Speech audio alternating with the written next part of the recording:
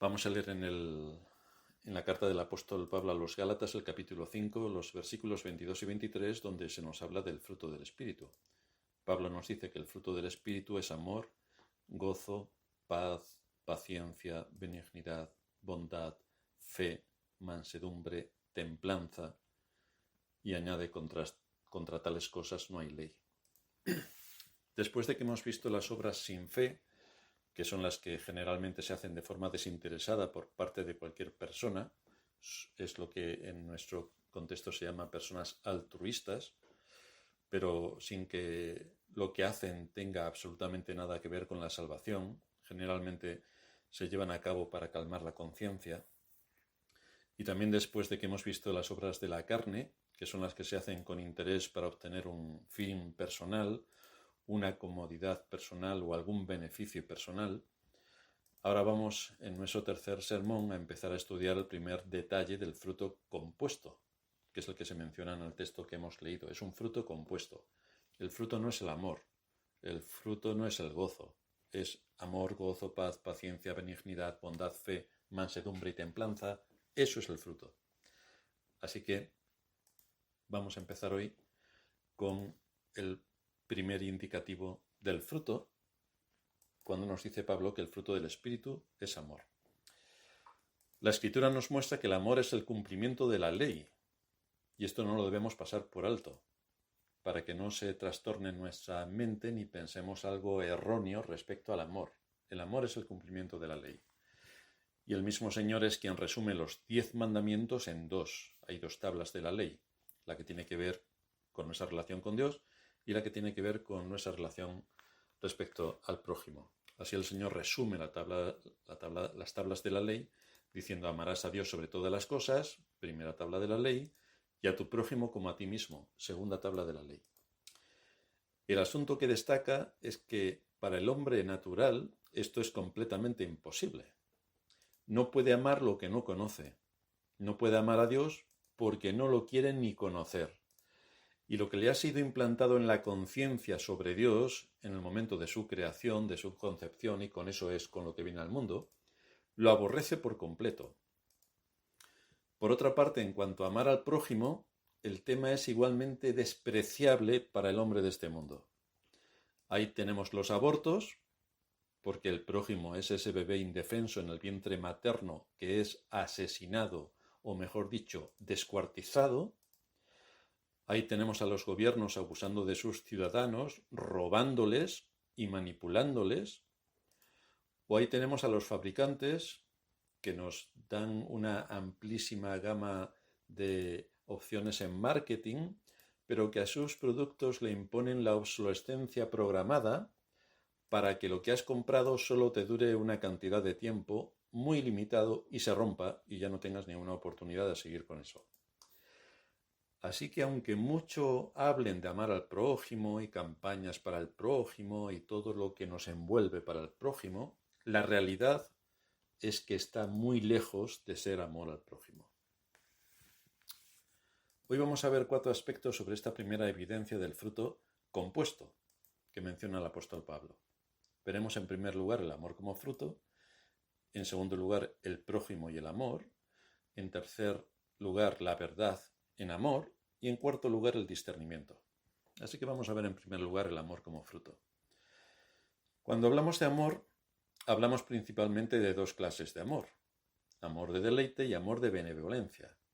El amor de deleite es aquel que se deleita en el objeto amado, como ocurre con el amor de un esposo por su esposa, de un padre por su hijo, o incluso de un amigo por otro amigo.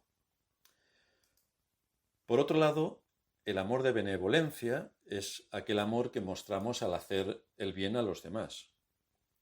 Una clase de amor, la primera, se deleita en el objeto amado, el otro hace bien a un objeto. Y el Espíritu de Dios lo que hace cuando viene a nosotros a llevar a cabo la regeneración es que nos capacita para manifestar estas 2 clases de amor. Ahora nosotros las tenemos que poner a trabajar, pero el Espíritu nos capacita porque nos da los argumentos y el sentido para saber que ese es el deber al que tenemos que someternos.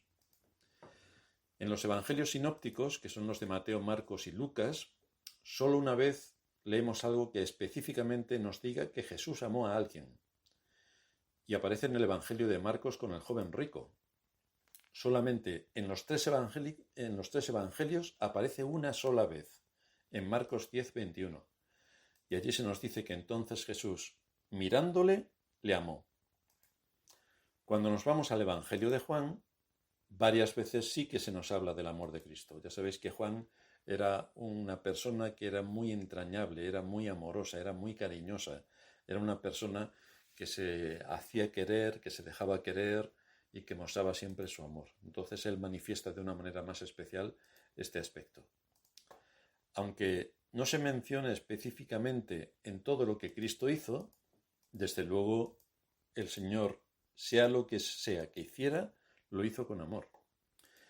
El asunto es que su amor no era decir sí a todo, como suelen hacer en nuestra época los que hablan de amor, sobre todo en el mundo de la cristiandad en general, y da igual que sean católicos que evangélicos, da igual.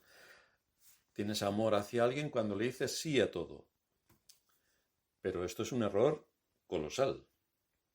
Si el amor está basado en el cumplimiento de la ley, como enseña la Escritura, entonces eso es lo que debe guiar nuestros pasos para amar. Por ejemplo, Cristo limpió el templo de los mercaderes, que con muy buen criterio estaban vendiendo animales para los sacrificios, ya que había muchos peregrinos que venían del otro extremo del país y que no podían traer todos los animales que querían sacrificar andando durante tantos días o semanas o incluso meses. Y de esta manera, al llegar al templo, estos mercaderes les facilitaban lo que pudieran necesitar para llevar a cabo el sacrificio. Y de la misma manera estaban cambiando dinero por la moneda local, a fin de que pudieran ofrendar según lo que la ley establecía. Por lo que esto parecía muy razonable lo que estaban haciendo. Pero el Señor desde luego no lo entendió así. Más bien dijo que aquello se había convertido en una cueva de ladrones. Pero de esta manera mostró su gran amor a Dios Padre, que es a quien servía.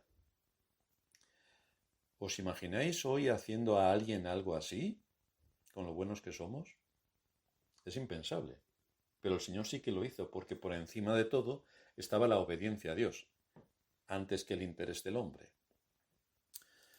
En nuestros tiempos vemos las iglesias convertidas en ONGs, donde el Día del Señor se usa para vender distintos tipos de artículos, eso sí, con un buen propósito, porque es para los que viven en el tercer mundo. Pero es el mismo que tenían los mercaderes del templo. En vez de adorar a Dios el domingo, vemos que muchos en la cristiandad se disponen a celebrar sus bodas. Entonces quitan a Dios del lugar de adoración que el domingo requiere para ponerse a sí mismos y celebrar sus bodas. O bien se tienen reuniones de iglesias el domingo, con lo cual en vez de adorar a Dios, pues vamos a ver aquí temas administrativos y de organización en el Día del Señor.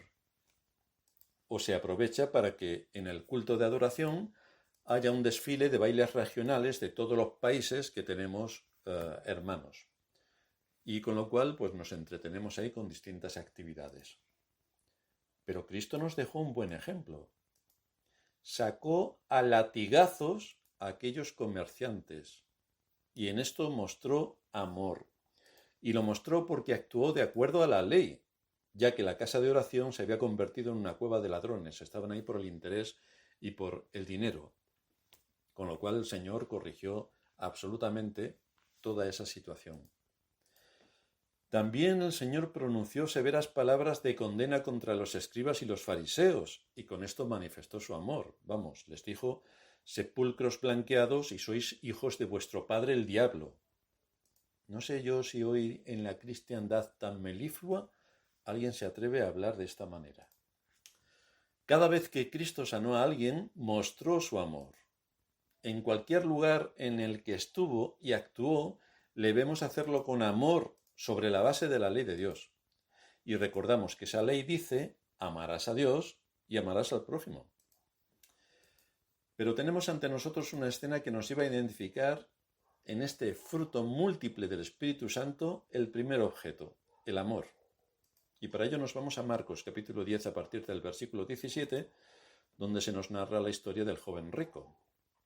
Al salir el Señor, nos dice el texto, para seguir su camino, vino uno corriendo, e hincando la rodilla delante de él, le preguntó: Maestro bueno, ¿qué haré para heredar la vida eterna?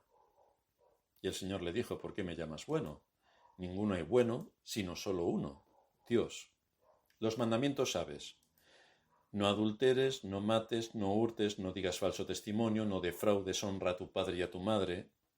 Es decir, que el Señor citó los 10 mandamientos como que estaban en vigor. Esto de que ya como estamos en el Nuevo Testamento y en la nueva era no existen los mandamientos, es una falacia extraordinaria. El Señor los cita. Entonces el joven respondiendo le dijo: Maestro, todo esto lo he guardado desde mi juventud. Fijaos la noción que tenía de los mandamientos. Todo esto lo he guardado desde mi juventud. Entonces Jesús, mirándole, y aquí es cuando viene el texto, le amó y le dijo: una cosa te falta, el 10º mandamiento. Anda, vende todo lo que tienes y dalo a los pobres, y tendrás tesoro en el cielo, y ven, sígueme, tomando tu cruz. Pero él, afligido por esta palabra, se fue triste, porque tenía muchas posesiones. Así que aquí se nos dice que Jesús amó a este hombre. Lo cierto es que no sabemos si este hombre llegó a ser salvo, pero lo que sí sabemos es que el texto nos dice que Jesús, mirándole, le amó. Y le amó a pesar de que aquel hombre estaba perdido. Estaba confiando en su propia justicia. Él se creía que estaba cumpliendo perfectamente todos los mandamientos. Y a pesar de su arrogancia sin límites, es como hoy hacen las personas que se creen buenas personas, a pesar de su arrogancia sin límites, el Señor sintió un sincero amor por aquel pecador. ¿Y qué aparece en la siguiente secuencia? ¿Cómo manifestó Cristo su amor por este hombre? Si hubiera sido un creyente de nuestra época, que se hubiera cruzado o alguien se le hubiera acercado para decir lo que este joven le dijo al Señor, el creyente de nuestra época le hubiera dicho: mira, olvídate de los mandamientos, dame un abrazo porque eres una buena persona y sin duda vas al cielo. Vamos a dejarnos de legalismos. Pero tú eres una buena persona. Pero no es esto lo que le dijo el Señor. Lo que leemos es que Jesús mostró amor hacia este hombre aplicando la ley a su corazón. El Señor puso el dedo donde había una contradicción entre lo que decía y lo que hacía. El Señor lo confrontó con su pecado por amor. Le reprendió porque le amó. Le enseñó y le aplicó la ley porque le amó. Y esto nos lleva a pensar que de igual manera, si amamos a las almas perdidas, no nos vamos a quedar callados siendo tolerantes con sus pecados y pasando por alto sus atentados contra la ley, sino que expondremos lo que necesitan saber para que anden de acuerdo a la voluntad de Dios, que está expresada en los 10 mandamientos. Si los amamos, buscaremos el momento más adecuado para hablarles de Cristo, su única esperanza. Y si es un hermano en Cristo al que le tenemos que decir algo, si le amamos y vemos que no anda conforme a la palabra de Dios, le tendremos que exhortar. No se trata de ser legalista, se trata de que no pase por alto los principios de las Escrituras si es que quiere ir a la vida eterna. Porque Cristo vino a morir por pecadores, pero por pecadores arrepentidos. Y para que alguien se arrepienta, lo tenemos que confrontar con la ley de Dios para que, viendo su necesidad a causa de lo que le espera, el infierno, busque al único que le puede librar de una muerte segura. De esta manera, dice Pablo, la ley es la nodriza, es el ayo que nos lleva a Cristo, cuando comprendemos que somos incapaces de cumplirla y que necesitamos realmente un Salvador que nos rescate de la condición de muerte a la que nos vemos abocados. Y esta muerte es el infierno. El amor que el Señor le mostró a este joven fue un amor de benevolencia, un amor que procuraba el bien del prójimo. El Señor quiso hacerle bien a su alma, identificando su pecado para que viera su necesidad y así pudiera arrepentirse. Este fue el propósito y la secuencia por la que el Señor le habló de esta manera. Dice Kuyper: Las mentes superficiales conciben el amor de Dios solo para perdonar el pecado, como demasiado bueno para evitarte el sufrimiento, demasiado pacífico para permitir la guerra. Pero la palabra enseña que el amor de Dios es un amor santo, es decir, que es intolerante con la maldad y que por el propio bien del pecador le hace sufrir para que pueda desligarse de sus falsas esperanzas. Fue este mismo amor, dice Kuyper, que afirmó en el paraíso inmediatamente después de la caída: pondré enemistad. Vaya amor.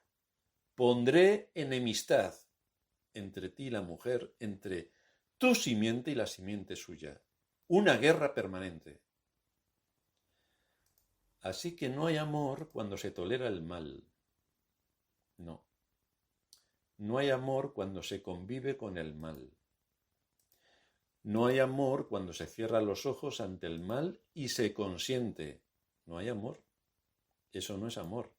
Es complicidad con el mal. Muchos se confunden con esto y acaban desnortados, es decir, no saben hacia dónde ir. Pero es porque pasan por alto la enseñanza bíblica. La enseñanza bíblica, que nos habla del amor, va de la mano con la ley. Me aman si guardan mis mandamientos. Así me aman, si guardan mis mandamientos. En segundo lugar, vamos a ver el prójimo y el amor. Como ya hemos repetido en muchas ocasiones, el resumen de la primera tabla de la ley tiene que ver con el fruto del Espíritu, el amor. Amarás al Señor tu Dios con todo tu corazón y con toda tu alma y con toda tu mente, es decir, la mente, el corazón y la voluntad. Toda la personalidad tiene que estar envuelta en el amor a Dios. De igual manera, el resumen de la segunda tabla de la ley tiene que ver con el amor. El Señor dice: el segundo mandamiento es semejante a este: amarás a tu prójimo como a ti mismo. El fruto del Espíritu, que es un fruto compuesto, se inicia con el amor. ¿Qué clase de amor? Amor a Dios, pero también amor a nuestro prójimo. No siempre será un amor de complacencia. Evidentemente no voy a amar al vecino como amo a mi mujer, pero sí que puedo mostrar cortesía en el trato y cercanía. Debe ser siempre un amor benevolente. Este es el contexto de una parábola que el Señor también usa para hablarnos del amor y que vamos a leer. Se encuentra en Lucas capítulo 10 a partir del versículo 25, cuando se introduce la parábola con esta secuencia. Nos dice el texto: he aquí un intérprete de la ley se levantó y dijo, para probarle: Maestro, ¿haciendo qué cosa heredaré la vida eterna? Él le dijo: ¿qué está escrito en la ley? ¿Cómo lees? Aquel respondiendo dijo: amarás al Señor tu Dios con todo tu corazón y con toda tu alma y con todas tus fuerzas y con toda tu mente, y a tu prójimo como a ti mismo. Y el Señor le dijo: bien has respondido, haz esto y vivirás. Pero él, queriendo justificarse a sí mismo, le dijo al Señor: ¿y quién es mi prójimo? Así que si tenemos que amar a nuestro prójimo para dar cumplimiento a la segunda tabla de la ley, la pregunta es, evidentemente, ¿quién es mi prójimo? Y el Señor sigue la secuencia. Lucas 10:30. Un hombre descendía de Jerusalén a Jericó y cayó en manos de ladrones, los cuales le despojaron e hiriéndole se fueron, dejándole medio muerto. Aconteció que descendió un sacerdote por aquel camino. Un sacerdote. Y viéndole, pasó de largo. Asimismo, un levita, llegando cerca de aquel lugar, y viéndole, pasó de largo. Cabe decir que tanto el sacerdote como el levita eran personas que estaban dentro de la estructura de la religión oficial. Pero un samaritano, que iba de camino, vino cerca de él, y viéndole, fue movido a misericordia. La persona de la que nos habla, que iba de Jerusalén a Jericó, era judío. Los judíos y los samaritanos no se podían ni ver. Y resulta que viene un samaritano, recordamos que pasó el sacerdote y pasó de largo, llegó el levita, pasó de largo, viene el samaritano que era enemigo de él, y viéndole fue movido a misericordia. Y acercándose vendó sus heridas, echándoles aceite y vino, y poniéndole en su cabalgadura, lo llevó al mesón y cuidó de él. Otro día al partir sacó 2 denarios y los dio al mesonero y le dijo: cuídalo y todo lo que gastes de más yo te lo pagaré cuando regrese. ¿quién de estos tres te parece que fue el prójimo del que cayó en mano de los ladrones? Y este hombre respondió, el que usó de misericordia con él. Entonces Jesús le dijo, ve y haz tú lo mismo. Así que, ¿quién es mi prójimo? Este hombre acertadamente respondió, el que usó de misericordia con él. Así que actuamos en base al amor hacia el prójimo cuando tenemos misericordia con el necesitado. Cuando tenemos misericordia con el necesitado. Pero aún más cuando en ese prójimo se incluyen nuestros hermanos en Cristo. Como nuestro corazón ya sabemos que es perverso y le da 7 vueltas a las cosas, y sobre todo tiene en ocasiones doble intención, incluso en el trato con nuestros hermanos en Cristo, se levanta una objeción. La razón por la que yo siempre invito a tal persona y no a aquella otra persona es porque no tengo casi nada en común con él. Vaya, pues fíjate que tenemos muchas cosas en común con todos nuestros hermanos en Cristo. Tú eres salvo por la gracia de Dios, igual que ellos. Tú tienes los medios de gracia a tu disposición, igual que ellos. Tú tienes el perdón de tus pecados, igual que ellos. Tú tienes la justificación, igual que ellos. Tienes a Dios como Padre, tienes a Cristo como tu Salvador, tienes al Espíritu Santo que te ha traído de muerte a vida, igual que ellos. Todo lo que se puede tener en común lo tienes con cada hermano en este lugar que es la Iglesia y en todas partes del mundo. Esa es nuestra común unión. Pero supongamos que según nuestra personalidad hay pocas cosas que tú tengas en común con algún hermano, porque es que no estamos hablando de que tengamos que ser amigos, pero sí somos hermanos. ¿Dónde se nos dice en las Escrituras que debemos amar solamente a los que tengan más cosas en común con nosotros según nuestra afinidad? ¿O que solo debemos tener comunión con los hermanos que más se parecen a nosotros culturalmente? ¿O los que más me interesan por alguna situación en particular? Y el resto, como si no existieran. Nosotros no solo podemos mostrarle amor a aquellos en quienes más nos complacemos o a los que más nos buscan y nos muestran su amor. El Señor nos dice, amarás a tu prójimo como a ti mismo. Todas las personas son tu prójimo. Si hay una necesidad, le tienes que atender. Esto es el fruto del Espíritu. Pero no olvides a la vez que la base de ese amor es la ley, no el sentimentalismo, no el que piensen que tú eres buena persona, no que digas sí a todo lo que te piden o demanden, no el que quieras congraciarte con alguien por interés, no. No olvides que la base del amor es la ley. Por esta razón el Señor nos dejó la regla de oro. Mateo 7:12.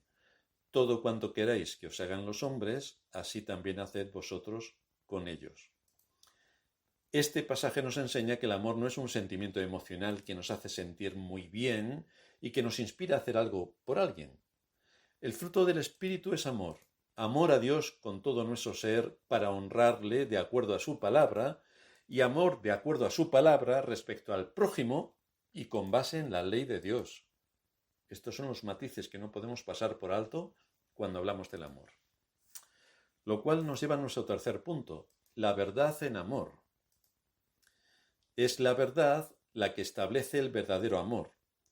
Así que si la verdad es el fundamento del amor, hemos de amar en la verdad, pero no independientemente de la verdad. Lutero decía, maldito el amor que va en contra de la verdad. Y tenemos que estar completamente de acuerdo con él, según lo que vemos en las Escrituras. El amor al prójimo e incluso el amor a los enemigos se inspira en la verdad que nos enseña la palabra de Dios y no en las enseñanzas humanistas de nuestra cultura. El samaritano amó a su enemigo, que era judío y que estaba maltrecho en el camino. Lo amó, lo curó, lo subió a su cabalgadura, se lo llevó al mesón, pagó 2 denarios para que el mesonero lo cuidase y le dijo, si algo más te falta, yo te lo pagaré. Eso es amor al enemigo. Estaba en una situación de necesidad y cubrió la necesidad.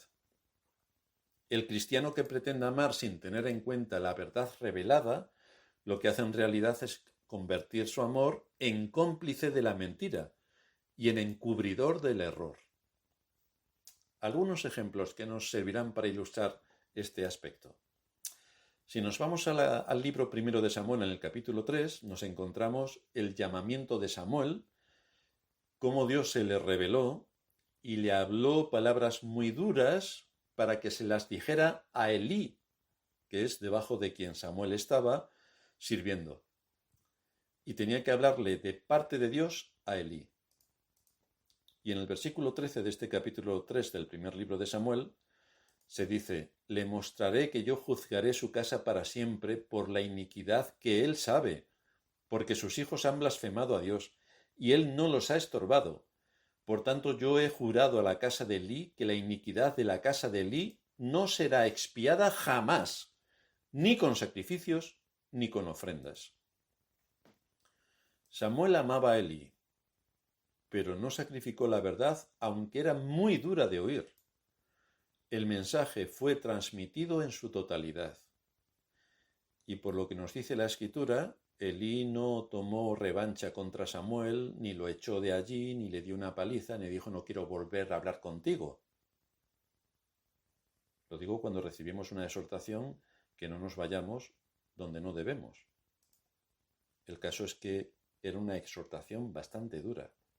El juicio de Dios caería sobre esa casa. Pero alguien dirá: ¿no es Dios amor? ¿No debe haberlos perdonado? Pues claro, porque Dios es amor, ejecutó el juicio. ¿Debería Dios ser tolerante con el mal? Los hijos de Elí y el mismo Elí sabían que lo que estaban haciendo atentaba contra los mandamientos y no se arrepintieron. Por tanto, si tienes la oportunidad de arrepentirte porque sabes que estás haciendo mal y no te arrepientes, el Señor actúa. Y así se nos narra después en la historia bíblica que los dos hijos de Elí murieron y Elí, al enterarse de la noticia, se cayó de espaldas y se desnucó. Pero lo que vemos generalmente en el mundo cristiano es que muchos no tienen discernimiento cuando hablan del amor de Dios, porque creen que es meloso, rosa y pegajoso. Y esto no es lo que enseña la Escritura. Otro caso lo tenemos con el rey Asa. Resulta que su madre fomentaba la idolatría. ¿Y qué hizo Asa por amor a su madre y para honrar a Dios? El libro segundo de Crónicas, capítulo 15, versículo 16, nos dice que aún a Maaca, madre del rey Asa, él mismo la depuso de su dignidad porque había hecho una imagen de Asera, y Asa destruyó la imagen y la desmenuzó y la quemó junto al torrente de Cedrón. Así que el amor de Asa hacia su madre no impidió que actuase de acuerdo a la ley de Dios, que con precisión condena tajantemente la idolatría. Pulverizó la imagen, la desmenuzó y la quemó. Desde luego era su madre y le debía respeto, pero la ley de Dios estaba por encima y él, como rey, tuvo que deponer a su madre de su dignidad para que la dignidad de Dios no quedase manchada. Así actuó por amor a Dios y por amor al prójimo. Otro caso lo tenemos con Acab, rey de Israel. ¿Justifica el amor que Acab sentía por Jezabel el que se uniese a la corrupción idolátrica que esta mujer implantó en Israel?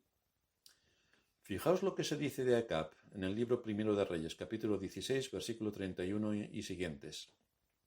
Le fue ligera cosa andar en los pecados de Jeroboam, hijo de Nabat, y tomó por mujer a Jezabel, una excelente persona, hija de Etbal, rey de los Sidonios, y fue y sirvió a Baal y lo adoró, e hizo altar a Baal en el templo de Baal que él edificó en Samaria.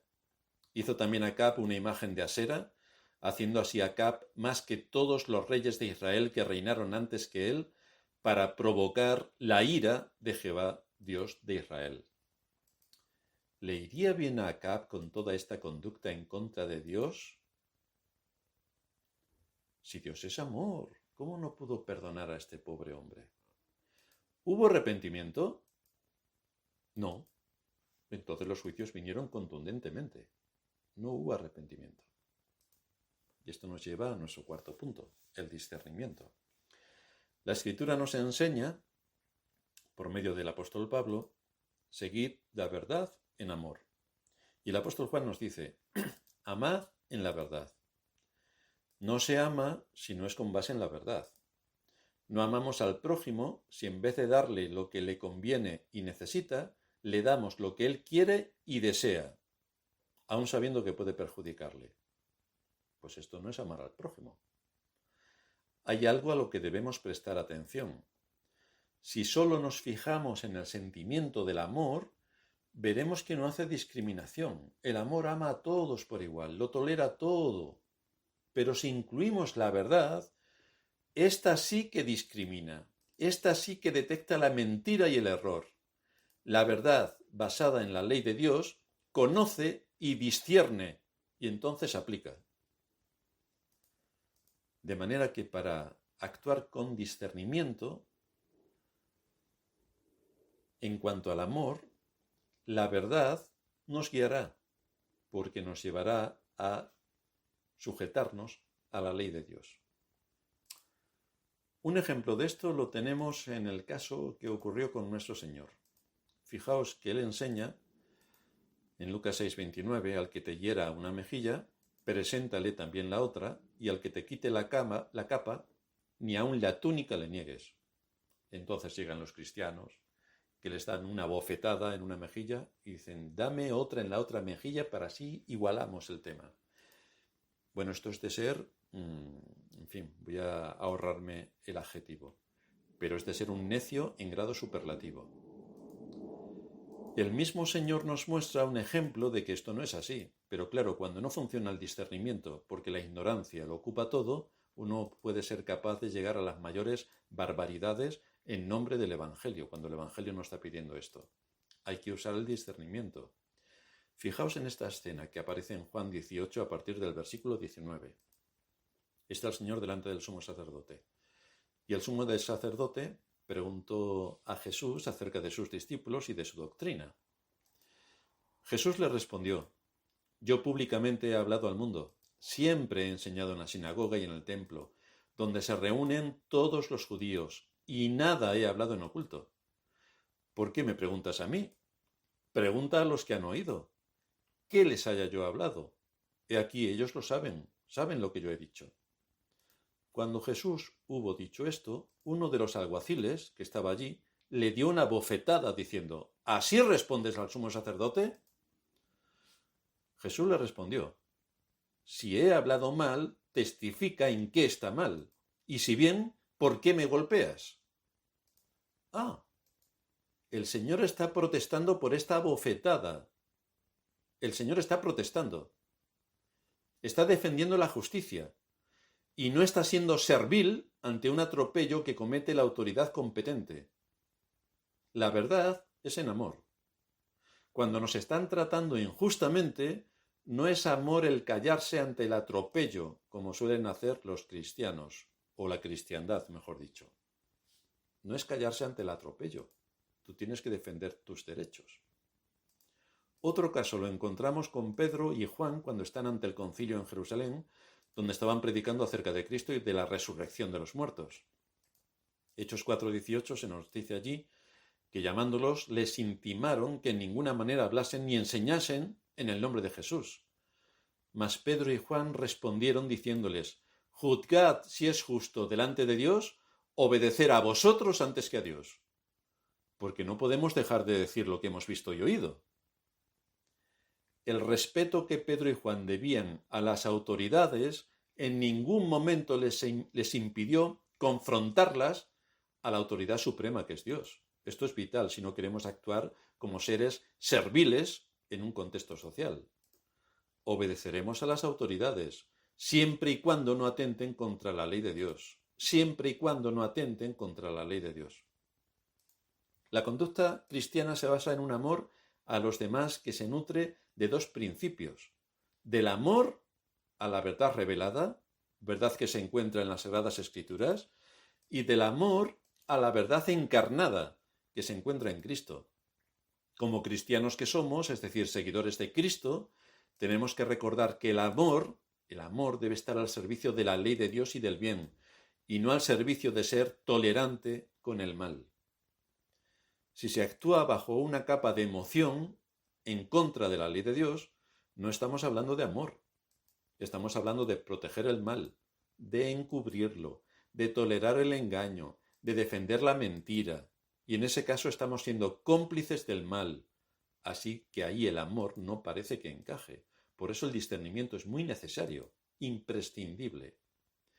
El amor que viene como fruto del espíritu no es una mera emoción, no es algo sentimental únicamente, ni debe copiar las modas sociales o religiosas del momento en el que nos ha tocado vivir. Se debe amar, por supuesto, pero con base en la verdad y sustentados en la justicia, que emanan los 10 mandamientos. ¿A qué conclusión nos lleva esto? El amar no es siempre hacer lo que el otro quiere, sino que es darle aquello que necesita. Y muchas veces lo que necesita no lo quiere, pero eso es su problema, no el nuestro. Tampoco es darle aquello que nos sobra, porque al samaritano que atendió al judío, maltrecho, malherido, no le dio lo que le sobraba, le dio todo lo que le hacía falta para ser repuesto. Así que el amor tampoco es dar aquello que nos sobra. El Señor utiliza esto hablando respecto a las ofrendas, cuando el pueblo de Israel dice: ¿en qué te hemos robado? Pues en que me traéis aquí la miseria absolutamente de todo. Me traéis a los animales medio muertos, enfermos, cojos y desvalidos. ¿En qué te hemos robado? Pues el amor no es dar aquello que nos sobra. El amor debe ser, cuando es amor, se debe sacrificar por llevarle lo que es necesario al objeto amado. El samaritano se sacrificó, y todo aquel que realmente conoce el amor sabe que hay que sacrificarse continuamente. Siempre hay negación de uno mismo en el amor. Siempre es costoso el amor.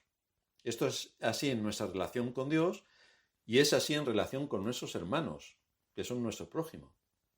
De otra manera, no es amor lo que allí está fluyendo, sino un interés personal en el que estaré a tu lado mientras que no me cuestes nada, mientras que me beneficie de ti, mientras que me sirvas.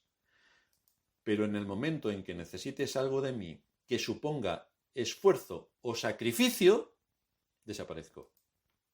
Pero entonces aquí no estamos hablando de amor, es otra cosa de la que hablamos, que tiene más que ver con el interés. En el amor de Cristo hacia su pueblo no vemos este ejemplo. Lo que sí vemos es que dejó su trono de gloria para hacerse un hombre. Y su amor se evidenció en cómo llevó a cabo la salvación y en cómo pagó por cada uno de los pecados de cada uno de sus hijos. ¿Fue costoso su amor? ¿Se sacrificó por amor? Pues ahí tenemos el ejemplo. Cómo hay coste y sacrificio. Tenemos grandes enemigos contra el amor bíblico. Enemigos que salen de la misma iglesia porque no escuchan ni atienden la verdad. Por eso nos advierte el apóstol Pablo en 2 de Timoteo 4:3. Vendrá tiempo cuando no sufrirán la sana doctrina, sino que teniendo comezón de oír, se amontonarán maestros conforme a sus propias concupiscencias y apartarán de la verdad el oído y se volverán a las fábulas. Y esto es lo que tenemos en el entorno religioso, una fabulosa fábula. No hay sana doctrina. La iglesia oficial de hoy se acomoda a la corriente del momento, como en su día hicieron los fariseos, es decir, lo que ayer era mentira hoy es verdad y lo que ayer estaba mal hoy está bien. La cuestión es acomodarse a la moda de la época cultural, pero no al rigor de la Escritura.